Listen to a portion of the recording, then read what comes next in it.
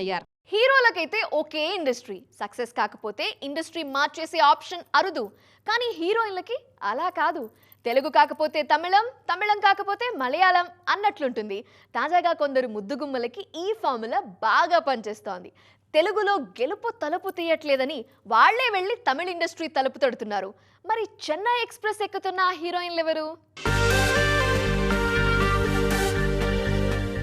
Telugu industry కలిసి రాకపోయినా తమిళంలో సత్తా చూపించడానికి వెళ్తున్నారు మన హీరోయిన్లు. అందులో ముందుగా చెప్పుకోవాల్సిన పేరు భాగ్యశ్రీ బోర్సే.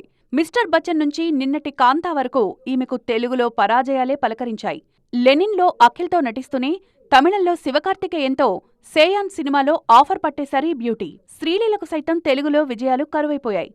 భగవంత్ కేసరి తర్వాత శ్రీలీల నటించిన సినిమాలన్నీ చేతులెత్తేశాయి. గుంటూరు కారం మాత్రమే ఓకే అనిపించింది. భారీ అంచనాల మధ్య వచ్చిన ఉస్తాద్, స్కంద, మాస్ జాతర డిజాస్టర్స్ అయ్యాయి. ఇదే సమయంలో తమిళంలో పరాశక్తిలో నటిస్తే అక్కడ కూడా నిరాశ ఎదురైంది. కానీ ధనుష్ సినిమాలో ఆఫర్ అందుకున్నారు శ్రీలీల. స్టడీస్ కోసం సినిమాలకు చిన్న బ్రేక్ ఇచ్చేలా ఉన్నారు శ్రీలీల. ఈమెకు తెలుగు కంటే తమిళంలోనే ఎక్కువ ఆఫర్స్ వస్తున్నాయి ఇప్పుడు.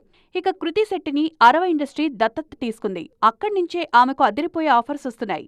రాజాసాబ్ బ్యూటీస్, మాళవిక మోహనన్, నిధి అగర్వాల్ సైతం తమిళంలోనే సక్సెస్ వెతుక్కుంటున్నారు.